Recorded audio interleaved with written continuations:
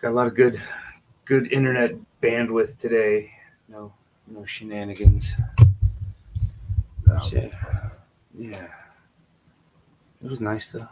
Took a little break, had the computer reloaded, got back on, and they were still working. So I was like, cool. This was yesterday's show. Mm-hmm. Yeah, So they're making fun of you, actually. yeah, I know. I got to watch, man. I clipped it up. Clipped it up.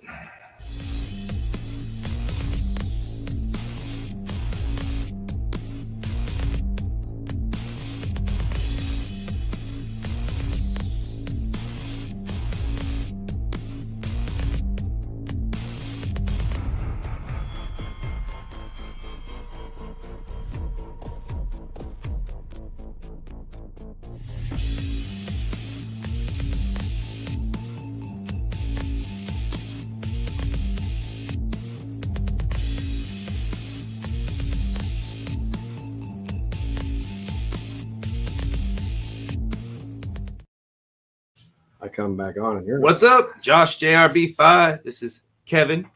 And this is IZ316. I've got somebody with numbers in their name, just like me. What's happening?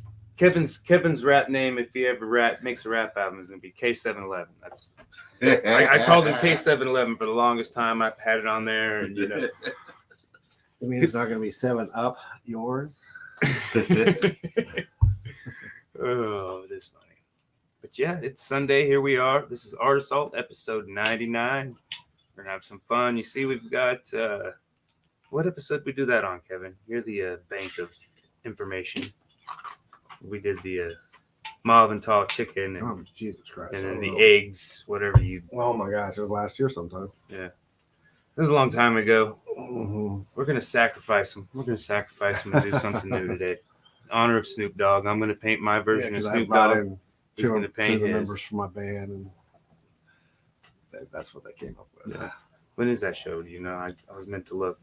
I think it's in August 26th. Stick out in my head. Snoop Dogg. He's come back to town, I heard. Yeah, interest. Yeah, and he interest. Yeah.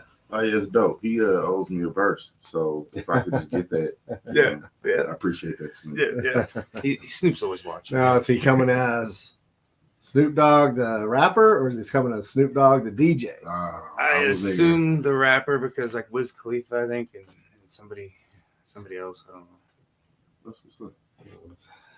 We did the banners at work for him, but I didn't pay too much attention. But yeah, no, the big thing is we got that show in Salina, the Baca show, the 29th. I think I'm slacking. I don't think I have a slide of it. But yes, 29th, Rock for Baca. And then all of August, I'll be showing my artwork at the Donut Hole. That's coming up. Jeez. Yes, it is coming up quick. I need to start getting those mid-afternoon performers lined up. And then yours is September, all of September at the Donut Hole. Yeah, so I think I'm going to be. And so I haven't looked at figuring out how to artwork wise. I haven't looked at anything past the last couple of months. Yeah. Except for, I guess, what is it? Our final Friday thing is Freedom or something like that. I don't know. Is that what you decided? If there is one, I mean, that one really knocked my dick in the dirt. I had such big dreams for it, and then I hate it. I mean, I looked at it today and hung it on the wall. It's been kind of sitting in the corner in trouble. Which one? That one there. It was supposed to be. I like it. That's the first one that stood out to me. Futuristic mundane. Yeah. Well, the 3D. Yeah, the perspective. I've been on a perspective kick. Perception. Yeah. So.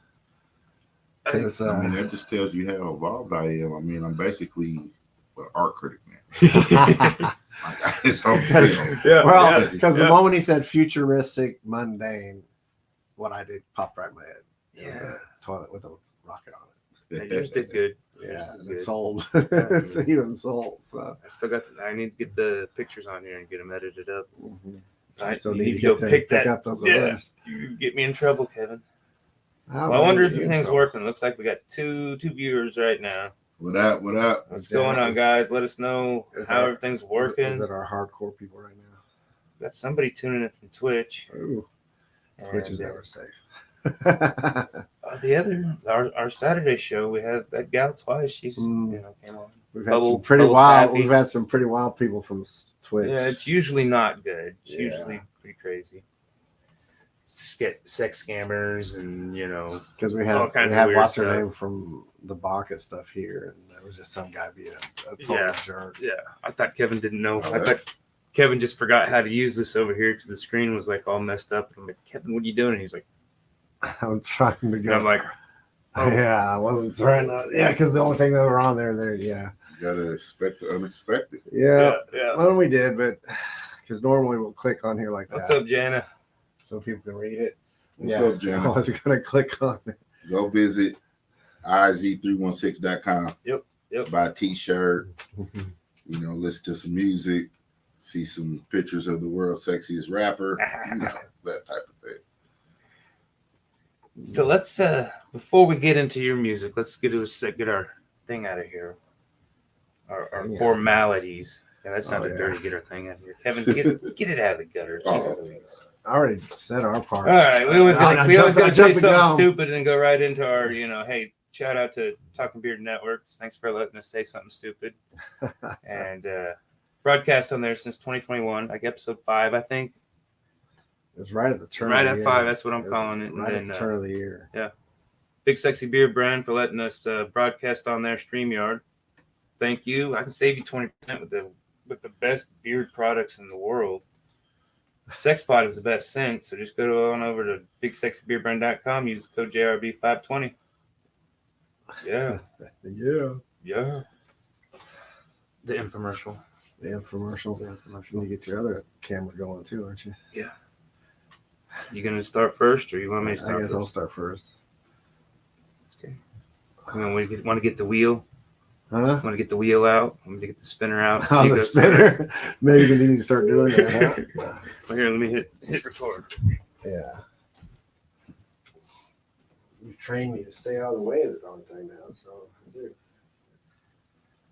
Okay. I guess I'll paint on the one with the 2 eggs. That's yours. It's your baby. Doesn't matter. But yeah. You want to hop up here in the hot seat. It's a good thing about being... Can't get too comfortable. Play music chairs. Yeah, we're going to do some kind of giveaway. What do we want? We already got our number written down. Still want to do that number, right? Yeah. Okay. So we got our number written down. Let's do it backwards. Okay. I think we can we? Oh, no, we can't. What are we going up to? 500. Yeah. Oh, yeah. Damn. You pick. I trust you. We'll go with you, Rich. All right, cool. Like I said, we ain't going to announce it till the end, so they can guess all they want. We'll do more stickers. I got some ideas for some new stickers, so I'm going to get them done this week. Last week with the 4th of July, it was I got Tuesday off. I didn't get Monday off. Oh, wow. So then I went ahead and took Friday off to go with the kid. We went to the museum, and it was fun. I wanted to go do something because I still haven't told her what, because I don't want her to be super disappointed. And I know she's in there listening, so I can't say it right now. But we wanted to do something super fun, but we had to wait because of the weather. So she was talking about wanting to go to the museum, the World Treasure, the one downtown. Okay. And she was the mummies and the shrunken heads. She's like, Dad, are those real? And I'm like, it says they are, I mean. You don't even want to find out. Yeah. Like, you need to watch Beetlejuice to see how they shrunk their heads. That's all I know. Don't say it 3 times. We'll be all right. It's a common theme, isn't it? There was, but Candyman had, you don't say his name 3 times. Yeah, well, 3. Like, if I was going to be a villain, I think there was one more. I think you had to say mine like 2.6 times. Not quite 3, Say it once, I'm there. Just one. That's That's it. I'm on you. Yeah. Unless I'm bored. Unless I'm busy. Yeah, I'm there. But yeah. So, got the giveaway. Everybody out there listening, I don't know. Hopefully we're still broadcasting, right? All right. Let's see. It looks like everything's good. Kevin's slopping some paint. So, all right, let's talk about your music a little bit here. Let's do it. let's talk about your music. Like I said, we were talking a little bit before. We talked about. I left my notes in there. What cycles? Yeah. Yeah, I like that was the main one that stuck out for me because it kind of. How's the verse go? Like there's something about now we're rivals. That's these vicious cycles turn us into rivals. Yes. When your family got to eat, you be damn near homicidal. Yeah. The stress of the city turn us into psychos. We economic slaves being lynched by our FICO. Yeah. So how did that? What kind of mindset were you in when you were writing that one? I was actually watching the news, and I had watched a documentary like the week before about like urban housing, and then I seen this news clip about urban housing, and it was like the same thing from the 60s until now. It's just the same play, and it's like we get caught up in these cycles of life where we just trying to provide for ourselves on an everyday level, and we're not thinking about higher things in life. And now we're looking at each other as if we're enemies when we're all trying to achieve the same thing. And at the end of the day, we're the ones that's being exploited for others' economic gain. And so I think that sometimes we tend to forget that because the news and different outlets propagate and make everything always about gender, it's about race, it's about this or that. But what happens when people from both races or both genders or whatever have the same experience? Then can you call it like an anomaly, or do you see that it's a pattern, it's a cycle of events that you got to think on a higher path in order to break those cycles?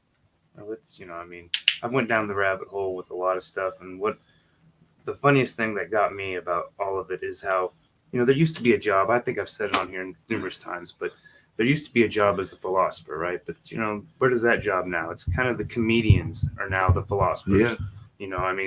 They kind of bring it to us in humor. And like I said, George Carlin, man, he's one of the ones. I don't know if you've ever. Oh yeah, he's hilarious, dude. But some of his shit is spot on. It's just like he was like prophetic almost. Some of the stuff he was saying back in the 80s, 70s. You hear it now, you like, wow, that's. And it's still today. Maybe he was one of the writers for The Simpsons because they get it. they get it right a lot too. That shit is weird. I don't know. What is it? The Mandela effect and that shit. I'm like, I could have sworn.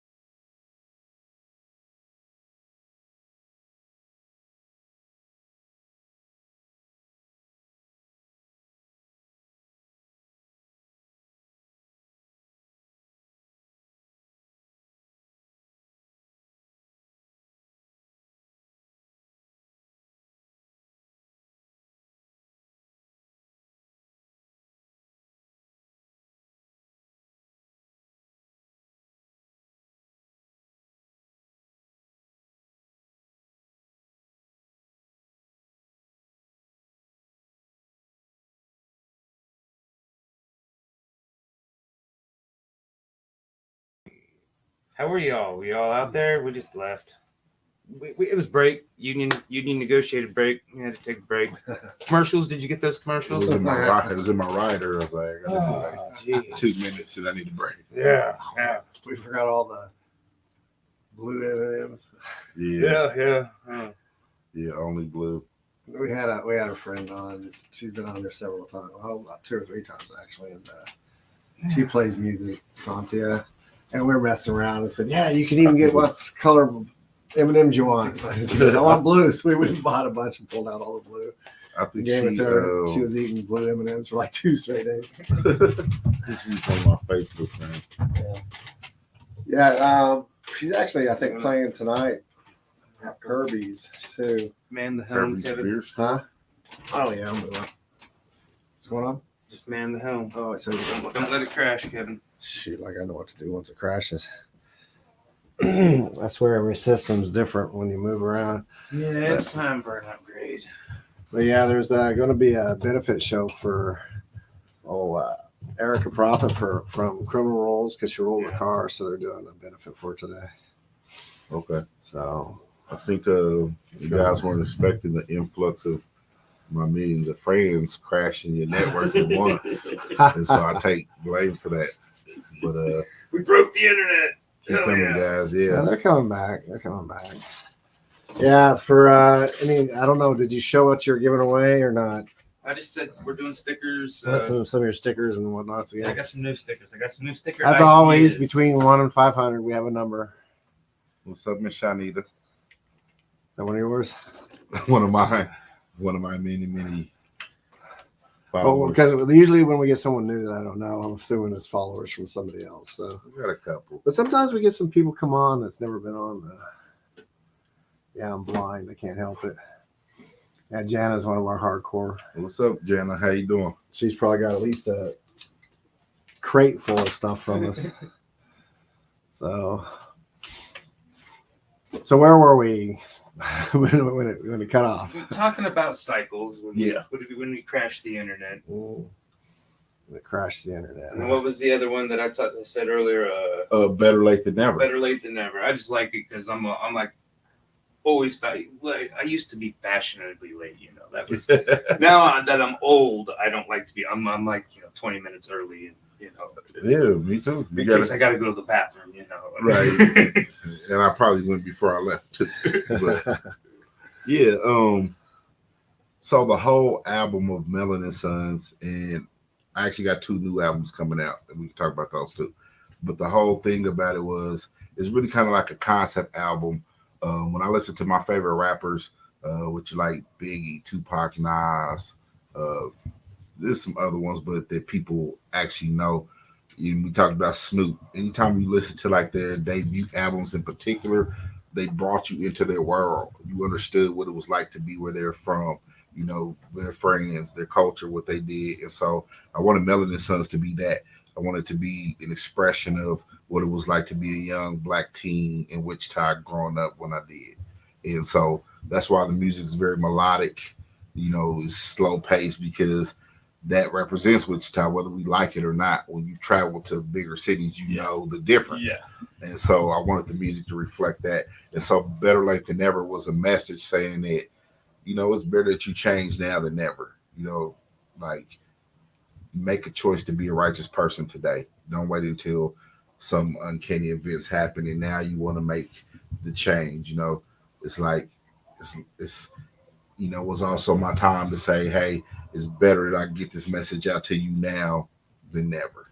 And that song, I thought it would do better than it actually did, but I guess it just depends on what you consider good or whatever. Success is subjective. Yeah, it's subjective. I like it because it's really it's one of my favorites on the album. There's a video to it too that's on YouTube that we did at Chisholm Trail Park.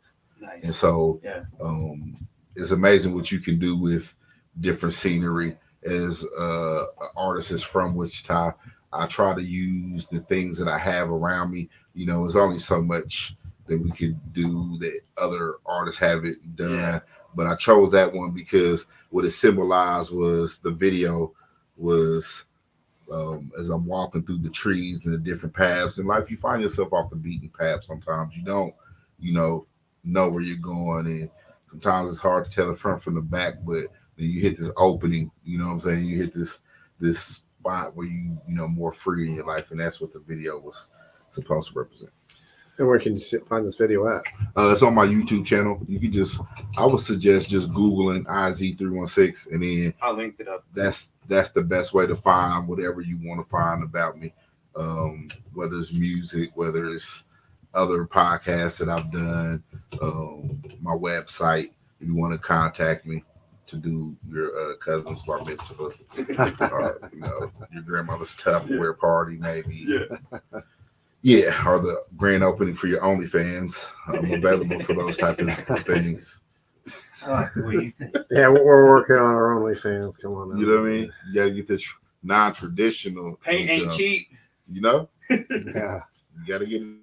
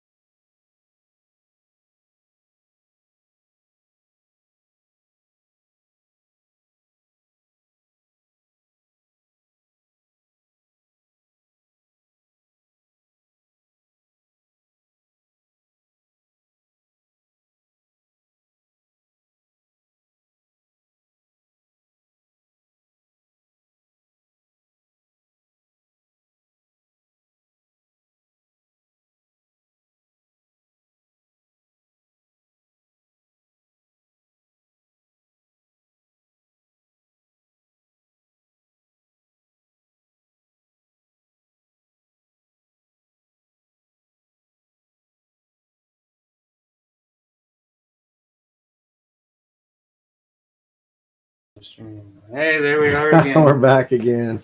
Another break. Sorry.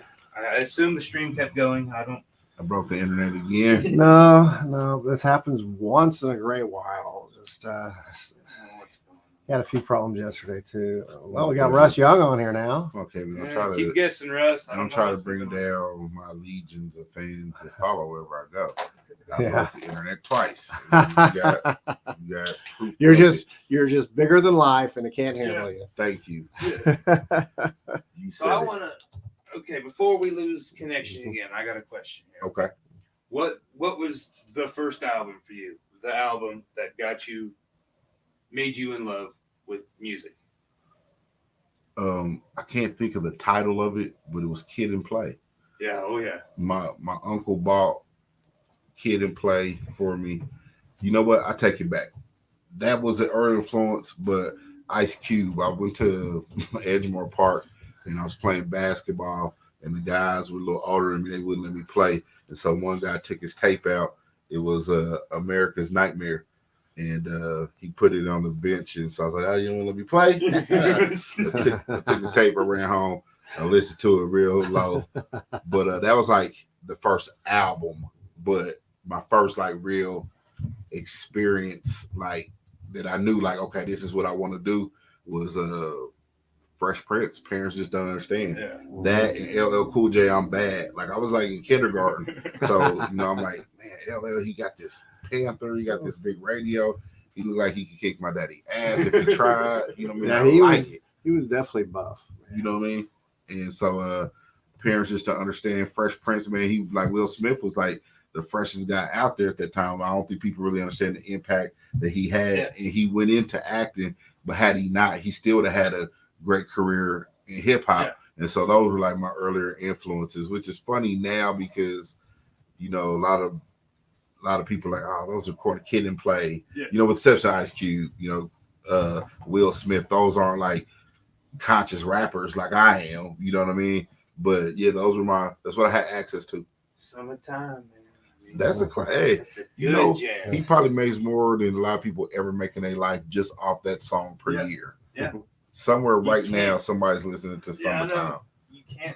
Summertime. It feel good every time you hear it too. Oh yeah. I just started watching the Fresh Prince of Bel-Air again. Okay. And I hadn't watched it since it first came out. Really. Hilarious. Yeah, great. Still great. Holds up. Yeah. I watched Night Court last. That was hilarious. The old one, not the new one. I couldn't really get into the new one. I don't know. It's like the new MacGyver. Like there's a new MacGyver. They did make it. I don't know. He did. They did like something. I don't know. It was like the pilot or something. It was about it. If they could have incorporated him into it somehow, like he was like his son or something, or a daughter or an aunt or an uncle or something, and he learned from him. Here, let me get this camera. Because it's kind of like the young Indiana Jones. Remember, they actually incorporated Harrison Ford into it. So, yeah, next time he's in town, we're supposed to have lunch. Well, it might be in tomorrow to get his plane fixed. Yeah, he'll call me. He usually does. So, I'm in town. I'm gonna go take a round Jeb by Harrison. You know I can't do that on days at NY. But when I get some free time, I'll let you know. Yeah, I had a friend working one of the hotels down there by the place, and he came in and he goes, "Hey, do you got some people I can visit?" And he started calling a bunch of people around. I was one of them, but I said, "Dude, I wish I could. Just can't tonight because I'm already performing." You know what I mean? It happens, man. He understands. He's a star like us. It's amazing how many of those people actually stop in town, usually to get their jets fixed. Yeah. Or I've also learned a lot of acts stop in town between gigs because we don't we do to an extent, but not so bad like some cities. Well, we don't have a ton of paparazzis trying to jump on them. We don't have that's part of it. And I think and nothing happens so much here that is unbelievable when something does happen. Like, hey, I was downtown at Homegrown and Serena Williams was having, brunch there. And then a lot of people just go, "Hi, how you doing?" and walk on. There's a few people that will get rude. Well, I mean, when you really think about it,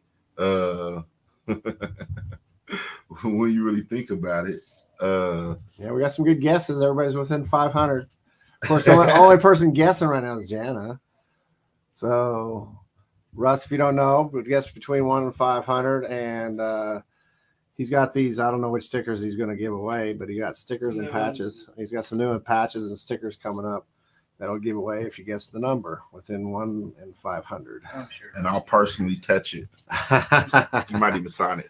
But sign the back of it. With stars like us, me and you, that is, in Wichita all the time, and they get used to seeing us, even though it doesn't diminish our starhood. Like, I could see why, like, when a Serena comes in town or something, it's not really that big of a deal. I like Serena. I think she's, well known or whatever. I mean, I'm humble, but I'm not for sure that she's just like, on our level. Yeah. She's on her own level. Well, she's one of those too. I'm sure if people see her, a lot of people would go, "Oh," because she's definitely a well-known face. Yeah, she's cool. She called me. She said, "Where should I eat at?" I said, "Homegrown."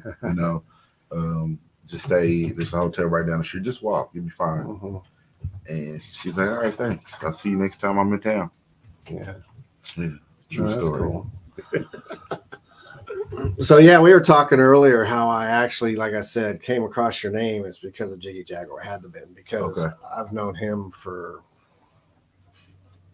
Let's see, I retired 10 years ago from the military, and probably about about maybe 20 years. So I've known him for a while. Yeah, and he used to do that show in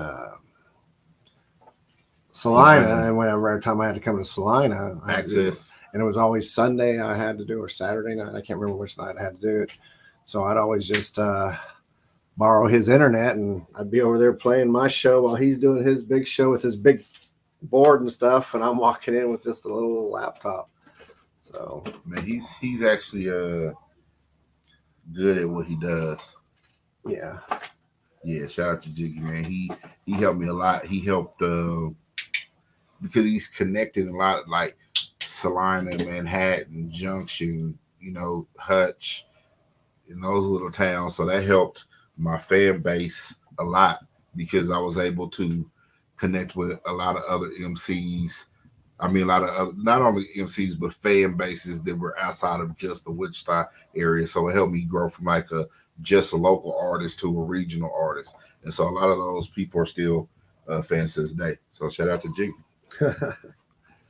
Yeah, like I said, I run into him about once every 2-3 years. It seems like, but Yeah, bringing the world together. Yeah. Been at it for a while. And Yeah. So other things. So tell us about the new stuff you got coming in. When are you going to drop it, or has it dropped? No, so it hasn't yet. So I've been shooting the videos and getting the content. It's a lot of work that goes into releasing the album. Unfortunately, they don't get the shelf life that they used to. So as what have it, I was working on a project with a producer from Chicago named Jackson Beats. It's JXSN. Does really soulful beats like I like. We got a dope project coming out. I actually just titled it the other day, but I won't release that yet. But halfway between that project, was just a lot of stuff going on personally for both of us. So there was a miscommunication. So it kind of got put on the back burner, but I really love that music. In between time, I did another song because I just had to kind of keep moving. So I did another song with a producer from Brooklyn. His name is Project Porter, and so me and him did a project together. Shout out Project Porter. He's a really talented producer, and so once we finished that album, which is the next one is going to release called Compelling Arguments. Then Jackson hit me back up and we kind of got back on the same page. So now, as fate will have it, I got 2 projects coming out. But Compelling Arguments with me and Project Porter. He's from Brooklyn. You can find him on YouTube or whatever. And we'll be doing some promotion like coming soon, like press releases and that type of thing. But man, it's only like 7 songs, but it's some of the best work that I've done. If you're familiar with any of my work, I do like more conscious hip hop, more thoughtful. And so it's an Israel album that you would expect. And so I'm not really deviating too much. I'm touching on a lot more topics. Some of the personal things that I've been going through in my life I've kind of been able to come to grips with it. Partly just getting to a certain age, partly just being in a place where I can really process all of it. Man, it's been a beautiful experience, and I've been able to put it into words. And so it's called Compelling Arguments because these are the songs, the ideals, the arguments that I felt compelled to talk about and kind of share with people. It's always important for me for my music to reflect who people know me to be. I think that that's one of the biggest things that helps independent artists in my at my level, because if the people like you and they like your music and your music is reflective of who you are, then that gives them more opportunity to share your music because they believe in it too, right? If I'm talking, this gangster shit and I'm doing this or doing that, and you're like, that's not who I know him for. Like, it's hard for you to share that. And some of the content is just hard to share. How do you share I like, strippers and type of thing. I'm a man now, right? But I don't know if I want you to play a song to your mom about titties. Yeah. I might listen to a song about titties, but I just probably would make one. And so I hope it's okay to say titties. And so yeah. And then so the new album, it's really more about like Wichita's had like a lot of youth violence lately. I'm very active in the community, behind the scenes, sometimes up front. I prefer to be behind the scenes, but we had a lot of violence, a lot of gang violence, a lot of things that's happening. And so I think that as artists, we do have a obligation to talk about certain things and tell both sides of the story. And so unfortunately, a lot of teens, all they're really getting is one side of the story, which is, the fun, the lavish lifestyle, the pursuit of money. And it's being glamorized. They don't realize it actually takes a lot of blood, sweat, and tears just to get where you're going. Yeah. And people aren't going to hand you nothing. Period. Exactly. No one owes you anything. Yeah. Period. And I blame it doesn't matter. media. It does not matter what you've been through. Yeah. No one owes you anything. And it's just you gotta be aware of that. Because you may be relevant today, but tomorrow you won't be. And if you want to stay relevant, you got to figure out how you're going to do that. And then you got to figure out what you consider success, Yeah. Because it's all about getting out there and doing things. What the hell I got going on back there? It's interesting. It's a bass. It's a bass. Yeah, it's a bass. That's Kevin's famous last words. It's a bass. Where'd mine disappear to? No, I just think that while street culture is interesting, I don't know how you're gonna make that look like there's more than just okay, you got a Snoop Dogg reference here. Street culture is interesting, but there's more than like just the crime and violent aspect of it. Like, I came from a beautiful neighborhood. We had beautiful experiences, beautiful people who were very close knit, who looked out for each other the best that we could. And so those are also stories that I try to tell. Yeah. And so that's the album with Jackson. And all of it is really soulful music, from the samples to the instrumentation. I think we live in a very fast-paced world, and sometimes we need to take a breather. And I hope that my music is that breath of fresh air that allows people to kind of take their time, kind of think things through, and figure it out. I really enjoyed it. Like I said, I wouldn't bullshit. I appreciate it. I listened to a lot of music, and I tried to give everything a chance, and some of it's just like, I understand. I won't say anything about any of our guests, but I haven't liked all of their music, and we have fun. We don't care.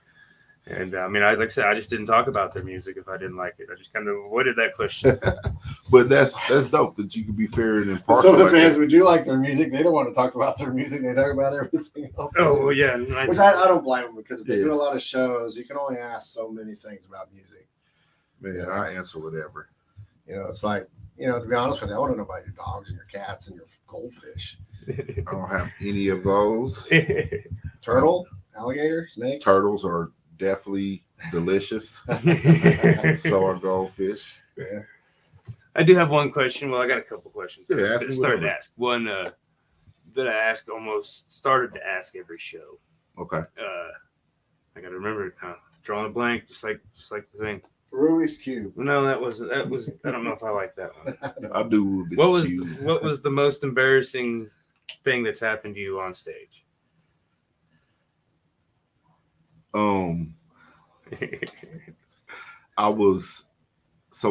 Shout out to my homegirl Solo. The first out of town show I did was in Oklahoma, in Seminole, Oklahoma.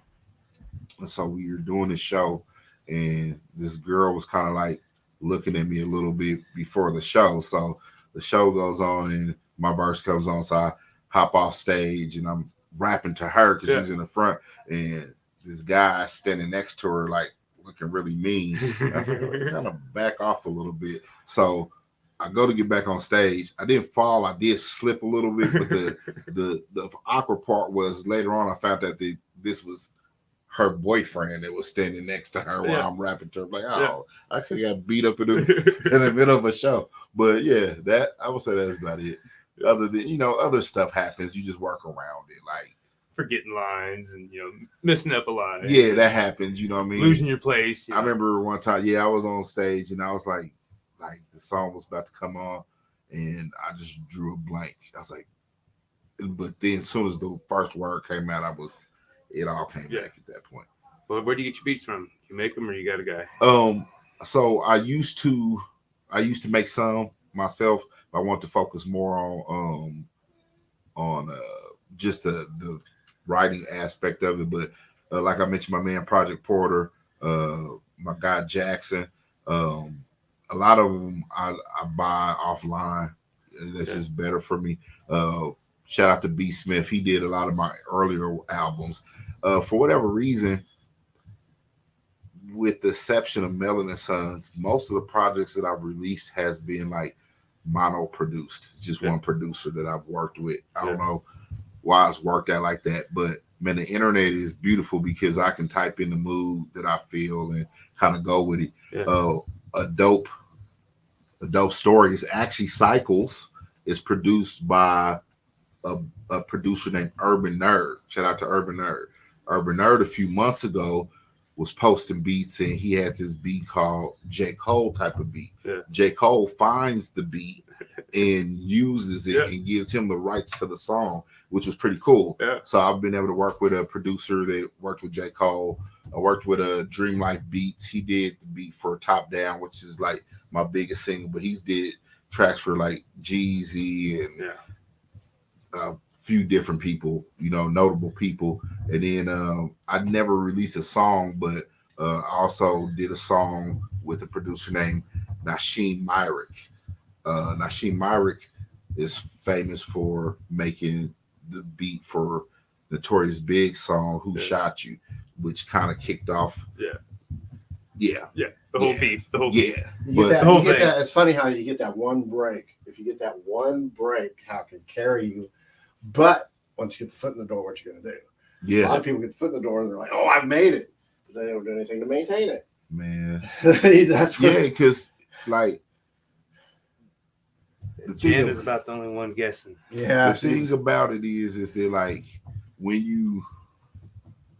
music, once you break down one barrier, you realize that it's another barrier to break down, especially as an independent artist. And that's why labels have so many departments to do so many different things. When you're independent artist, you got to do all that yourself. You know what I mean? And everybody's not built for it. So after you just designed your own flyer and you just passed out 500 flyers for a show and barely 50 people show up, that's 10%. You're playing to the bartender you know what I mean? A couple other people off the street. That happens. It happens. And people who may not even be like your target audience, but when you love it, you love it. You make your best out of it. So for some people that discourages them, and for others it doesn't. So I released my first solo album, and it was called Shine, SEAN, which stands for Surpassing Expectations and All Negativity.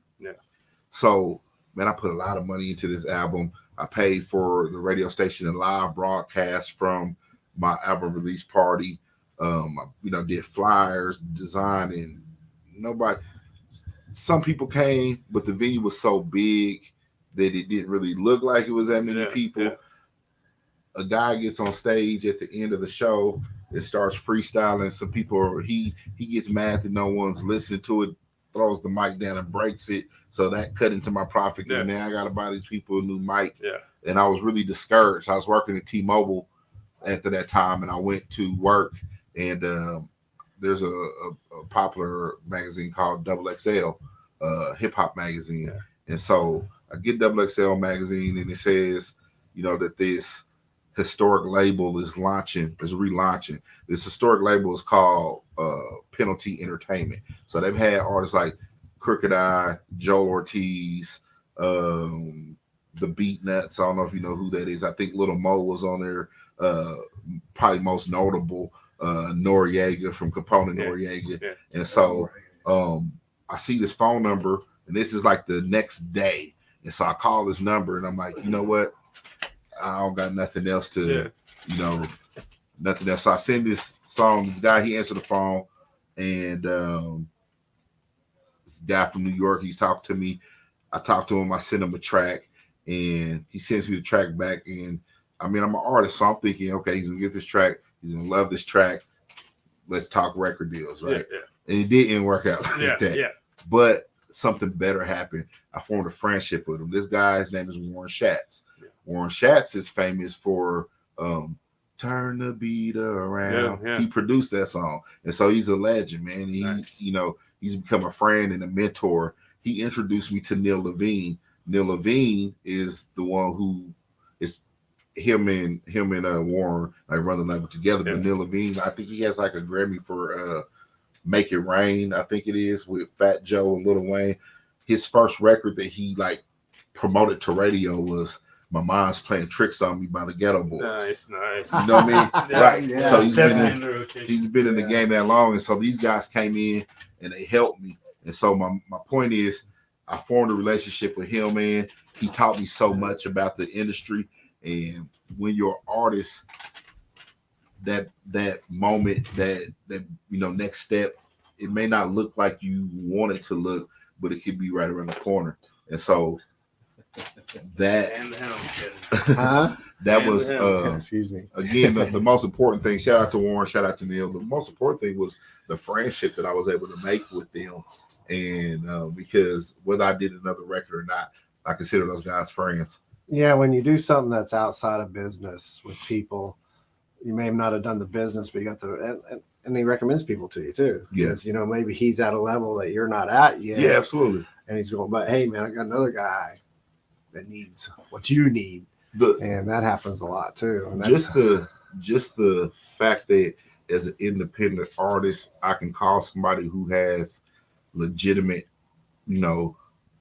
credentials in this industry, in my genre in particular, and I can ask questions that I know they could charge other people $1,000 for, thousands of dollars for, and they talk to me, they give me their feedback, whether it be good or bad. It's beautiful to me. yeah. That's worth any amount. And most artists that are legit want to share their knowledge too, because They're artists too. yeah, it's they may hide off, not say anything until their new music comes out, but the old stuff that's already out and stuff like that, because a lot of times they keep it, because you've seen that happen, especially when Napster was around and all the music that was getting stolen and Yeah. stuff that wasn't even supposed to be out yet or released, and all of a sudden there it is, and it still happens. It still happens, but it's I figure like, if somebody wants my music so bad that they want to leak it, I'm doing something right. Go on, get it. well, yeah. I mean, at our level, but I'm talking some of those levels that these guys are, gold albums and platinum albums, and all of a sudden they got a new song, not even completely mixed and done up yet, and it's out there. Yeah. They're like, what the hell, man? Who released that? It had to be somebody within their core people too. I was talking to Warren one day, and I was, kind of bitching and complaining, and he shared some stories with me that I won't reshare. But it was just really encouraging to me. But like for him, and then my guy June Balloon, who is in New York, man, this guy's like in hip hop. If you like, especially in the New York area, he's one of those glue guys that everyone knows. He's like friends with everybody. So I'm talking to these guys, and they just tell me stories. Like Warren was like, yeah, so one day I'm on the bus with Dion, and we're talking, and I'm like, Dion. Oh yeah, Dion Ward. We were like, come on, man. Like, that's legendary shit. Like, Name drop. yeah, but it wasn't like he was name dropping. Yeah, He's like, you know what I mean? Yeah. Just that type of thing. June, man, he's been very instrumental to me. The guy's worked for Cash Money. He's worked for Bad Boy Records. He's worked for Rough Riders, and he's a friend of mine. I can call him and ask him questions, and he's going to tell me the truth about things, and he's telling me stories. Oh, one day I'm watching Notorious Big video. It's let me think. I love it when you call me Big Papa. Yeah. I believe that's the video. And so I'm looking, and all of a sudden I see in the background, it's like, yeah, I know that guy. Rewind deposit, sure enough, is my guy. You know what I mean? And so I called him. He just started laughing. He's like, "But did you think I was lying?" I was like, "Nah, I didn't think you lied." But how cool is it that while I'll never get to meet Big, and he's one of my favorite rappers, that kind of influenced me and helped me develop my style more. It's dope to know someone who knew him. You know what I mean? And so that's been pretty big for me. Yeah, the thing I like too, when we were earlier, you were saying that people wanted you to go faster. Yeah. And you were talking about that. And I'm glad you didn't. Yeah. Because we got enough fast rappers around here. We really do. And not all of them are gangster rappers or anything, but it's nice to have that kind of mellow, easy jazz, kind of bluesy sound that you got going on some of your stuff. And you got a deeper vocals. Can you remember a time when you surprised? Do you know Rush Young? So as long as it's Russ is our guy. What's up, Russ? Let me see. Can you remember a time when you surprised one of our your mentors a thought, or that's what he's asking. Yeah. So, I was driving down Kellogg one day, and I seen this to answer your question, Russ. I was driving down Kellogg one day. If you're not from Wichita, that's the highway, right? It runs right through town. And I seen a billboard, and I was like, you know what, man? I want my own billboard, right? Yeah. And I start thinking about it, like where I'm at in my career is at the best expenditure of money, right? Regardless of whether it's the best expenditure of money, it could be good exposure. So what I did was I went to a merch shop and I got 2 vinyl banners. I went to the bridge over Kellogg and I put one going each way. So no matter which way you went in traffic, you would see the banner. And I made my own billboard. And so I stood out there, people humped, they got to see the sign. People were texting me and leaving, man, I seen your banner. People were rearing each other looking at you know what I mean? And so I went live, and it was partly to promote one of my albums. And my friend June that I was telling you about, he was like, man, that's one of the most genius things that I've seen an artist do, to promote itself for the price of what it cost me to make 2 banners, which were cheaper than the whole billboard. Than the whole billboard. And I now took them down and put them up and use used them in different places. Yeah. So that's what I would say. That's the winner there. You pointed it out earlier, remember?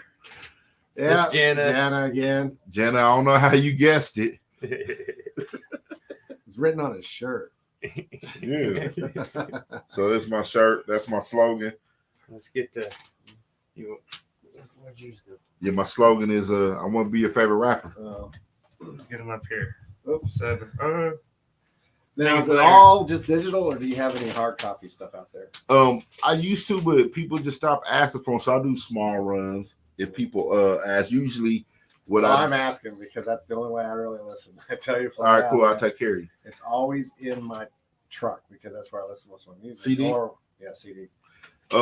Usually what I do is I get like about 20 copies with T-shirts and posters, and I'll give them away ourselves. And independent small runs the best way to go anyway. Because if you do. Now back in the day, tubs of shit. Yeah, back in the day, now man, I got the backpack. I filled them up with CDs, and that's when I was learning lessons. Like the first time I got the thanks Russ. I got the traditional jewel cases. Well, they crack, they break. People don't want to buy it, even though the CD's still the same. Yeah. You got something to discount rate. So then I learned the next time to cardboard sleeves. Yeah, get the cardboard sleeves. You know what I mean? And as long as you don't bend the tips, you're all right. The lighter to carry. Yeah. More economically friendly. Yeah. You can put them in the same box that you had and have twice as many as in the box. I learned a lot. From being with Streamline. Yeah, like how to. That was like one of my first marketing lessons, because you're so happy you get the CD, you're out in the community, you're like, hey, you want to buy this, and you didn't intend for rejections to come.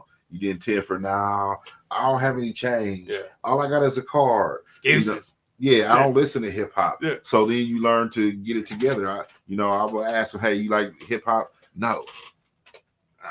Right. Pitch in, see, have a good one. Yeah. People now they say, all I got's a card. Now I got to scan it. Right. You get one now?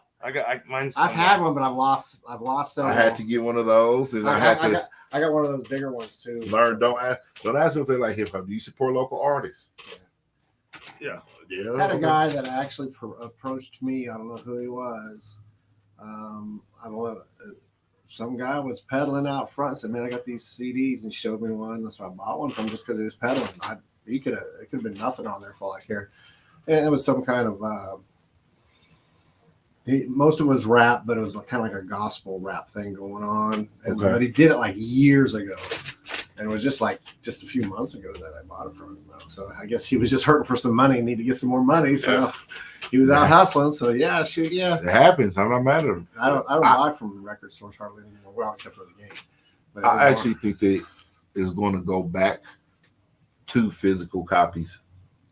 Give it about 5 years. Vinyl albums starting to come back. Last year was the first year that vinyl albums outsold CDs since like the 90s or so.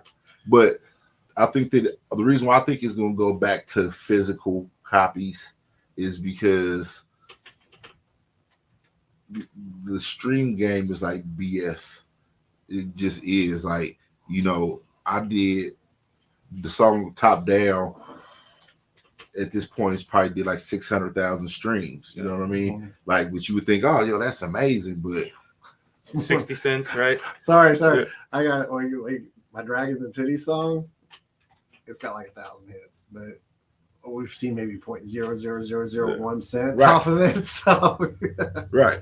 And I say it's going to be artists, the artists that make that movement, I think, because, like StreamYard, like Spotify and all that, they're banking right now. They're making hella money. Yeah. I mean, the artists aren't, but eventually it'll come to a point because you got to think like the nature of hip hop started out of the trunk. Part of hip hop, you can't separate it from the independent hustle, from the grind, from the motivation to make money. So eventually they're gonna be like, you know what? You're gonna find an artist like Drake. If he decided he wasn't gonna be on streaming and you can only get his new music on CD, guess what people do? Yeah. They go buy a CD. They go buy his CD players too. But what is this archaic thing? I think that's where it's gonna go. Like back to that. Like, okay, you can only get this exclusively. We're seeing it within the punk scene that vinyl and tapes are starting to come back already. Yeah. And the punk scene's kind of pre-hip hop. They were the ones, selling out of their jackets, their back trunk of their broke down cars and stuff like that. And I think it cycles through. I think it'll be flash drives. You'll have like you'll open your trench coat up and have flash. Which song you want? Which song you want? There are some. I got some flash drives from some bands too. But I seen. Unfortunately, my car doesn't have a flash drive. I seen this band or this rapper. He was very creative. He had the whole album, the EPK, and videos on the flash drive. Yeah. So I was like, man, that's I bought a flash drive. It was actually a credit card flash drive. Yeah, I had 2 of their albums plus some of their videos on it. Yeah, because that was always the fun of some of the CDs is getting a DVD with it. Yeah. You don't know. The problem though, they're this big and they're so easy to misplace, and I haven't seen it in years, so I don't know if it's still around. One thing I like about rock that's different from hip hop is that lovers of rock are more keen to listen to an undiscovered band. They're looking for the undiscovered band versus hip hop is different. It's like no one wants to hear you till everybody's already heard you. Yeah. It's kind of backwards in that sense. And then like the creativity that they bring, like with videos and different things like that, and even some of the independent like Drive, like another group, they released a new album. You could buy the album for like $20. It's on flash drive. Or you can pay $50 or like $500, something crazy like that. Like $500, and then they guaranteed you would get all their new albums for life. Oh wow! I said, wow. That internet hustle on, Yeah, that's ingenuity. So what happens if they break up or whatever happens? Yeah, I guess you got to give them a discount back. I would say, hey. Or well, it says for life, so I guess if the guy goes and he dies like a year later, hey, that was his life. Yeah. You got to get creative. You can't ever think, oh, I've got it made. I figured it out. Yeah. Because as soon as you think you figured it out, the game's changing. Yeah. And so many people I still see it today because I still hit a lot of them. But on Facebook or on Instagram, I had like 50, 60, 70 people say they're going to come to the show. And I go, well, did you support shows prior to that saying you're going to play at this venue? Or did you go out and shake some hands? Did you go out and post some flyers? No. Yeah. I'm like, man, you still got to do that. You still got to go out and do the hustle. You got to do the ground hustle. Yeah. It's just another avenue. It's gifts and curse to everything. Now, the cool thing is that if someone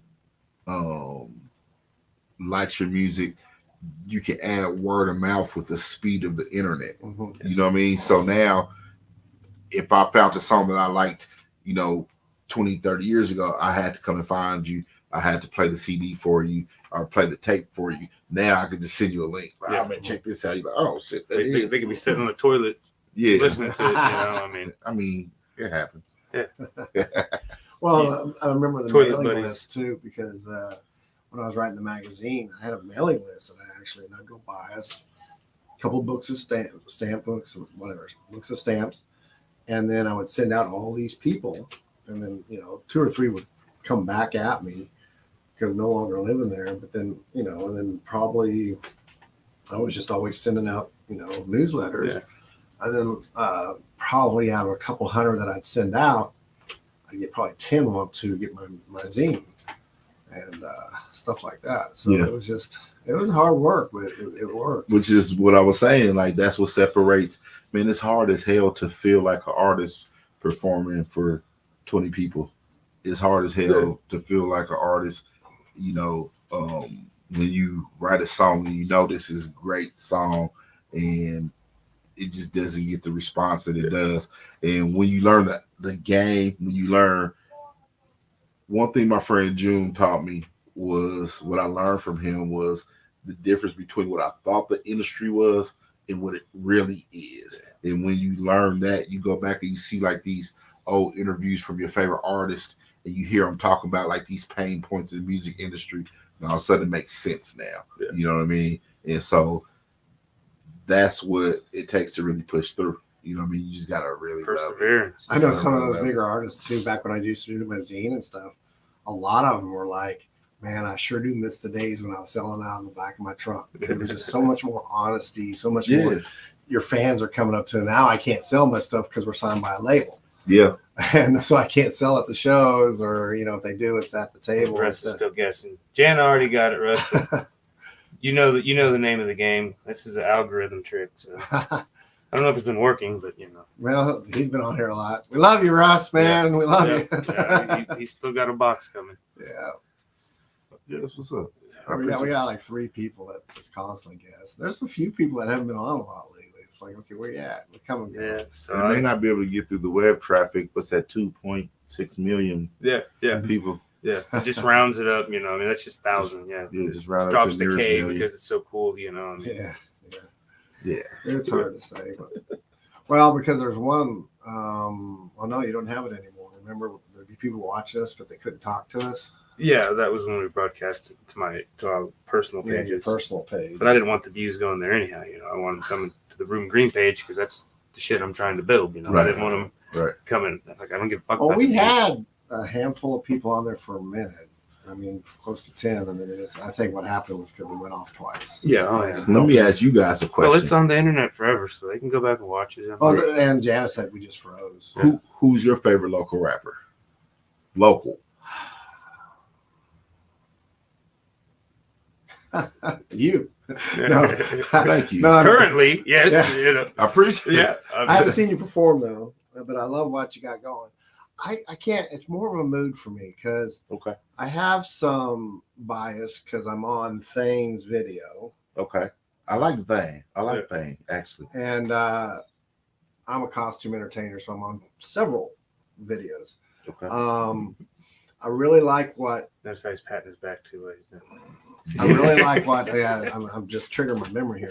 I really like what Nick Skibb is doing and the way he's doing some stuff. Okay, I know Nick. And but there's so many of them. I'm friends with so many of them. I really like what Sir Charles is doing with that band. Okay. Charles Edgar, and he's got that band that he's doing stuff now, and the live band. And they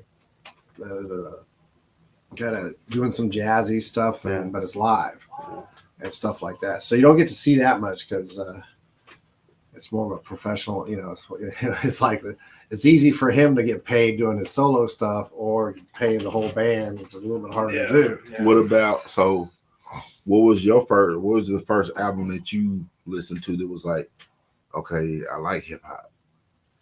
First one, I would say. What popped your cherry? It was probably Jazzy Jeff. I mean, I was watching Fresh Prince. Okay. I was watching Fresh Prince when it first came on, and so that's what first introduced me to it. I have a strange story.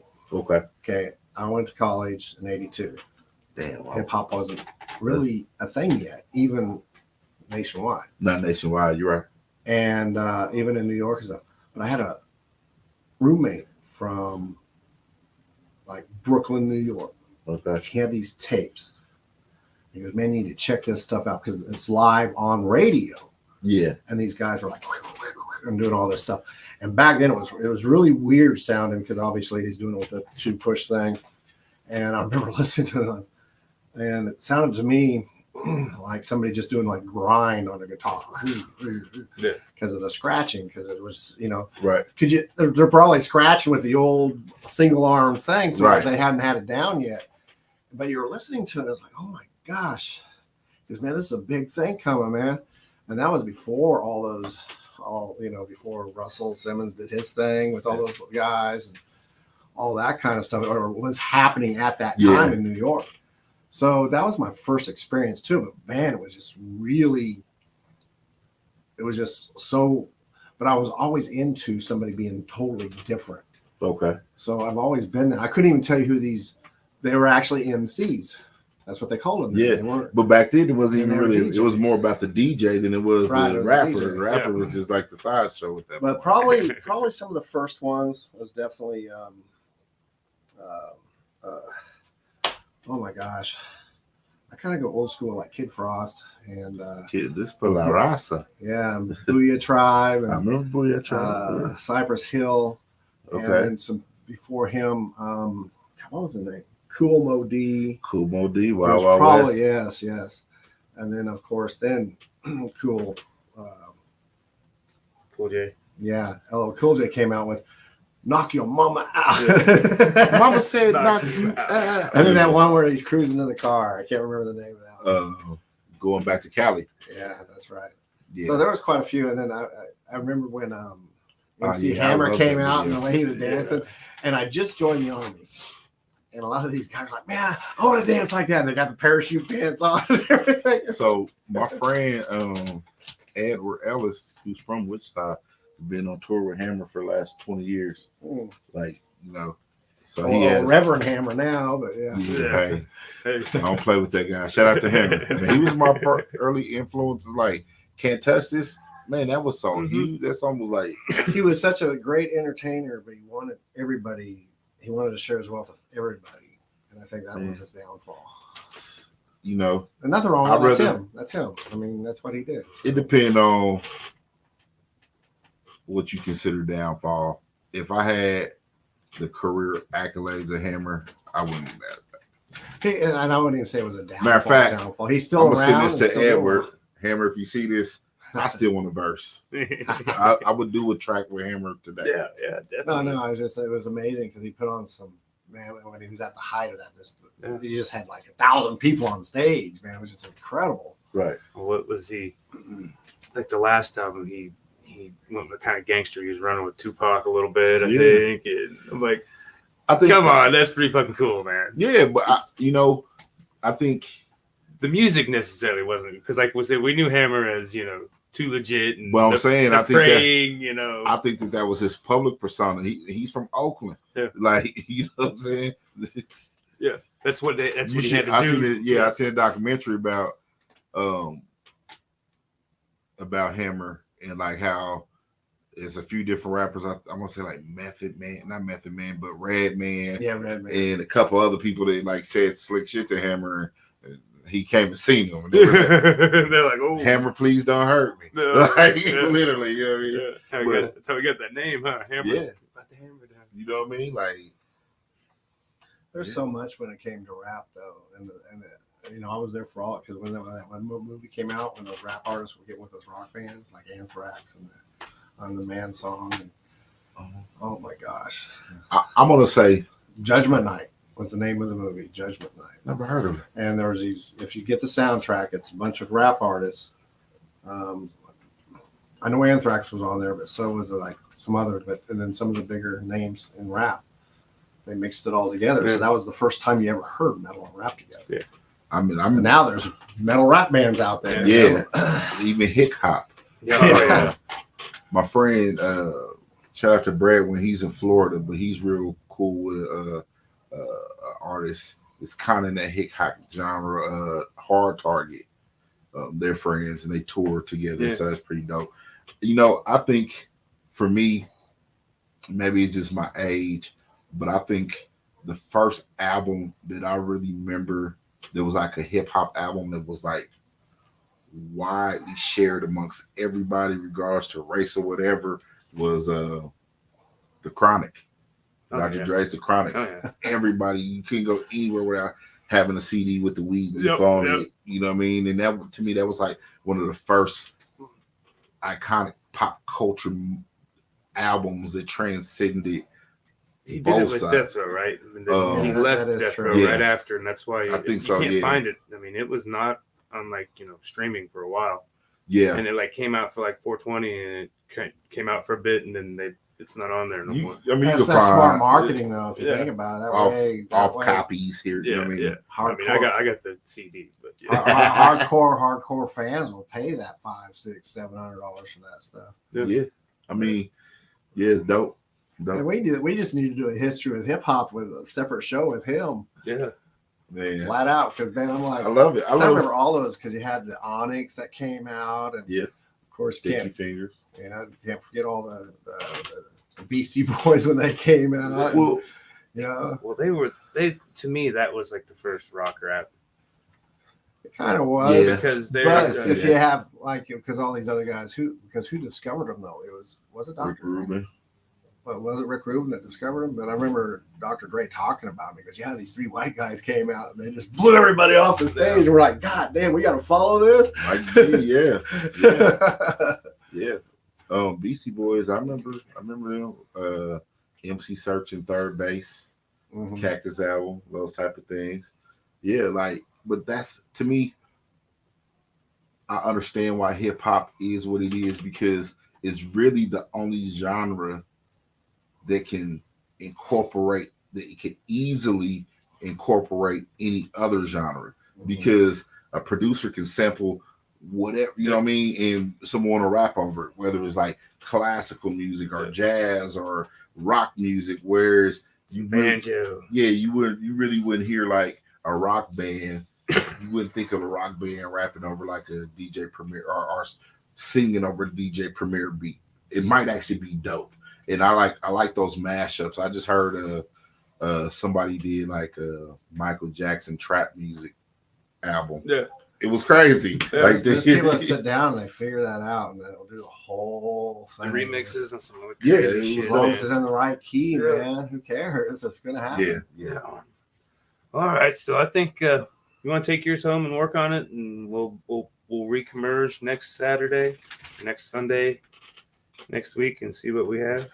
Okay. Since you don't ever, you get to work on them. I always get to kind of finish them because it's at the house, so I always put the finishing touches on it. Yeah, I know you got rid of my lightning bolt. What the hell, man? I couldn't. I tried, Kevin. I tried.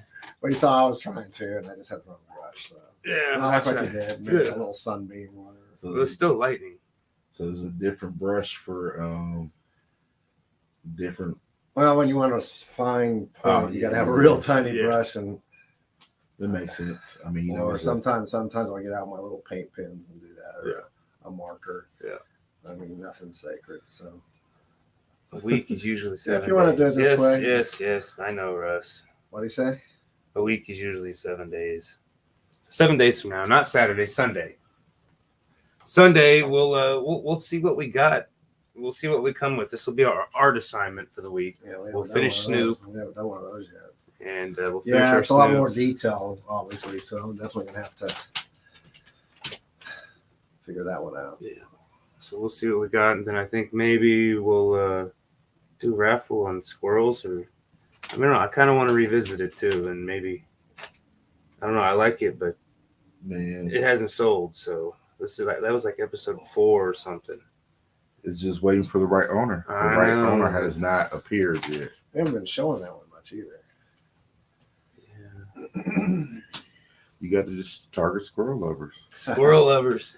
They're a dancing squirrel with a random Martian flying through. It was weird times. But all right, we're going to get off here. We'll be back next week. Thank you for coming on. I appreciate you having me. IZ316 on almost all platforms. Yeah, Google. Sometimes it's got a hyphen in it, right? I own both domains. Both domains. Yeah. IZ-316 and IZ316. If you Google either of those, please go check me out, man. Tell your friends about me. My name is Iz. I'm gonna be your favorite rapper.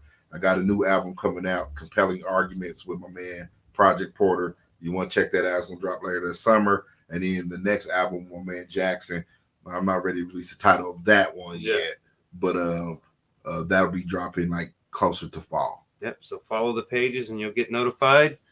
And we're gonna get off here. We're gonna get on with our Sunday. And next week, 100. bring all your family, sit at the dinner table and watch us because we're at 100. 100, and we got Polly. I should have held out to next week. We got Polly Wyndham. She's gonna be broadcast streaming in from Nashville, and we're gonna have a bunch of people. Nashville. Supposedly a few people coming in to paint with us, and sounds like it because I know I invited one. I think someone else coming in too, Yeah, or is she coming in to back her Bacchus stuff up again? Well, she said she wanted to come in and paint, so we'll see if she comes in and paints. And I mean, we'll give her the So floor a next little week bit. we'll need to pull out a big one or something, huh? I don't know, we'll see. I got. See. She know you're gonna pull out the big Yeah, one. I was like, my mind went immediately Balls. dirty than that one, Kevin. So that was the guy that had the Twitter guys or Twitch guys. Yeah. All in a hot mess. They were, couldn't control themselves. But all right, we're gonna get off here.